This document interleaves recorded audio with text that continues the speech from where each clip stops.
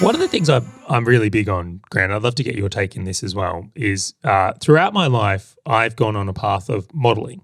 And I'll give you some examples here. When I did a plumbing apprenticeship, the way you work is you're an apprentice out of someone. There is a teacher, you learn directly from that teacher, you extract their methods, and eventually you become like them.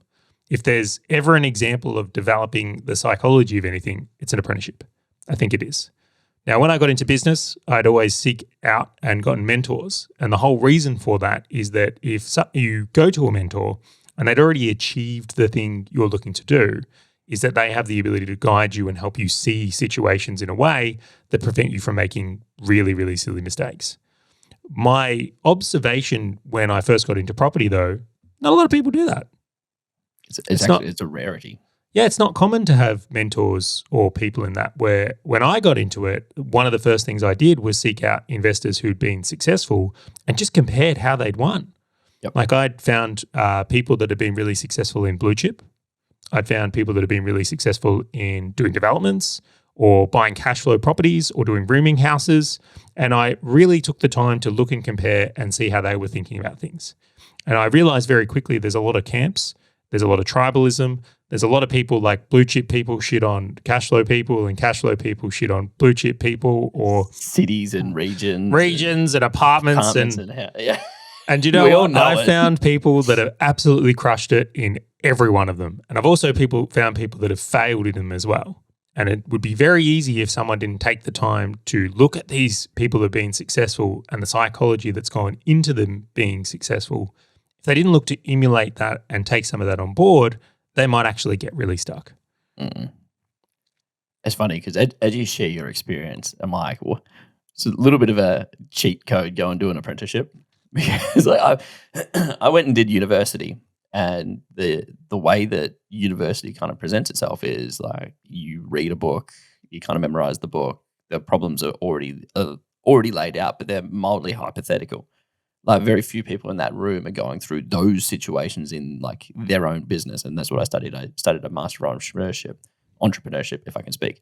But it's hypothetical, right? Where when you're doing a plumbing apprenticeship, it's like we are going to install this toilet together, right? Like this is the situation you will repetitively see. Just so you know, with toilets specifically, the first thing you're allowed to do is just carry them in. That's it. Right? You're not allowed to touch anything. I will say people will be surprised the complexities of a toilet and how fragile they are. Like you don't want to necessarily break valves or anything in them, but continue on. Yeah, and so I look at that, and it was a skill set that I had to learn after university, because I looked at people who had a general knowledge of a general topic that wasn't specific to, in your example, like a rooming house or a commercial or a resi or a regional or a city or anything like that.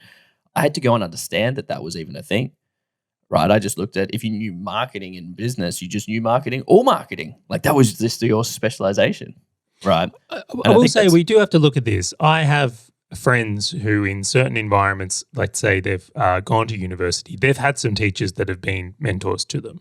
There are, don't get me wrong, and I am using these as an example to agitate a problem. There are individuals who have found that out, right? But that's luck throughout it. Like it's not embedded. Totally, it wasn't sought after. Totally, it's accidental. Yeah, but it's not like people are walking away going, "That was the thing," right? And so for us, it's mostly, well, what information can we take from the perceived, like the gurus and the people who know what to do and things like that, and I would just go and implement that, thinking it's applicable to my situation. And I think understanding that is a very challenging lens for anybody, like a property investor, to look at it through. I think they just need to ask themselves the deeper questions around how does that apply to my situation? How does it apply to my money psychology, right? And what I'm actually trying to achieve from it. Do you think property investors in general would be far more successful? And I don't mind what stage they're at.